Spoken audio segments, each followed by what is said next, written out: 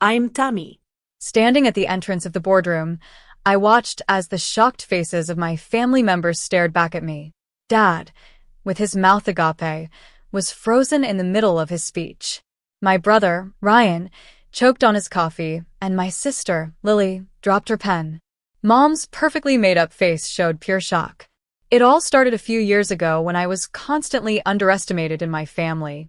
My father, a strict and traditional man, always thought I lacked the business sense to contribute to our family company, Sterling Enterprises. He, along with Ryan and Lily, often dismissed my ideas during family discussions. Mom, on the other hand, was more concerned with social status and always told me to focus on my appearance rather than business. I had a small investment hobby that they all laughed at. They thought I was just playing around with my inheritance, but little did they know that I had been quietly building a multi-billion-dollar portfolio through a series of shell companies and investment groups. One morning, while having my coffee in my penthouse office that my family had never seen, I received a text from Dad. Annual shareholders meeting today. Serious investors only. Maybe next year when you understand business better. My assistant, Mark, appeared with the morning reports. The final share purchase cleared overnight. You now own 67% of Sterling Enterprises. I smiled. It was perfect timing. Ryan texted me soon after. Dad's right. Stick to your little hobby. And Lily followed with, don't feel bad about the meeting. Finance isn't your thing. Let's do lunch next week, and I'll give you some tips. The irony was thick, considering Lily had lost a fortune in her last business venture. As Mark informed me that Dad had started his speech about the family legacy and the five-year expansion plan in the boardroom, I knew it was time.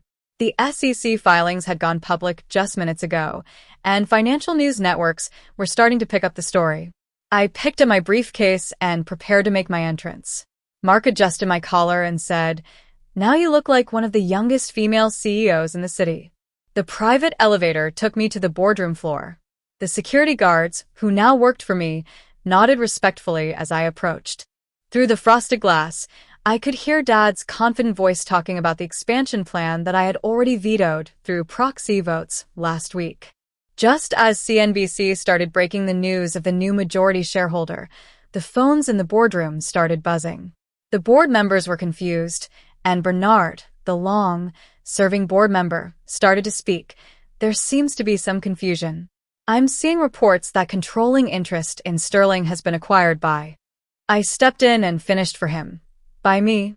Dad tried to regain control. This is a private meeting. Security. But I calmly replied, they work for me now. As of this morning, everything here works for me, including you, Dad. Ryan sputtered, you don't have the capital or the business sense. Mark stepped forward and distributed the documents proving my ownership of 67% of the voting shares. Lily's hands shook as she realized that all those investment groups she thought were separate were actually mine. I turned to the board members and said, let's talk about that five-year plan. I have some changes. Dad tried to stop me, but I showed the shareholder voting records on the big screen, proving my complete control. The expansion into commercial real estate that Ryan championed and the merger Lily arranged were terminated. We were pivoting to renewable technology instead. Ryan argued that I didn't have the experience, but I reminded him of his huge Bitcoin losses. Lily tried to appeal to family ties, but I brought up how they had banned me from the meeting and given my project funding to Ryan. The stock price of Sterling Enterprises started to surge as the market reacted to the news of the new leadership. The board members stared at their phones in disbelief. 1 month after the takeover, I was sitting in my newly renovated office, reviewing the company's amazing performance. The stock had risen another 45%, our green technology division was making headlines, and employee satisfaction was at an all-time high. My family came for their first shareholders briefing as minority stakeholders. They entered like scolded children. I showed them the quarterly reports, highlighting the success of our pivot to sustainable technologies. I gave them 2 options for their remaining shares: stay as passive investors with tripled dividends, or let me buy them out at market price plus 20%. Before they made a decision, I told them about the upcoming features in Bloomberg and the Wall Street Journal that would praise my leadership. I also informed them that the annual family Christmas party would be held here this year, with world leaders and tech billionaires on the guest list. As they left, Ryan texted me, "You planned this for years, didn't you?" I replied, "Next time, include everyone in the family business meetings." Looking out at the city's skyline, I knew that the future of Sterling Enterprises was bright, and it was nothing like the stagnant past my family had tried to preserve.